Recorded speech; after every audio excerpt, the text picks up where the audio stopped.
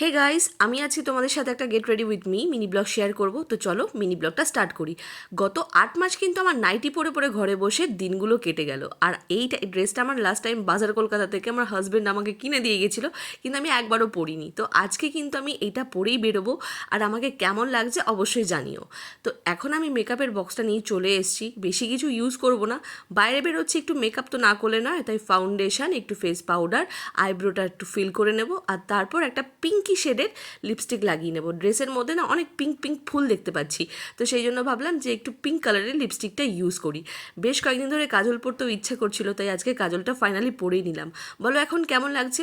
আর এই পার্টসটা একদম ম্যাচ করছে না, তাই না? দাঁড়াও, আমার কাছে একটা পিঙ্ক কালারের পার্টস আছে, এবার এটা কিন্তু ভালো লাগছে।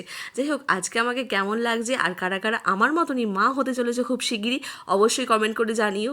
আর দেখা হচ্ছে তোমাদের সাথে আরেকটা নেক্সট মিনি ব্লগে। ততক্ষণ যারা চ্যানেলটাকে সাবস্ক্রাইব করোনি করে দিও। টাটা।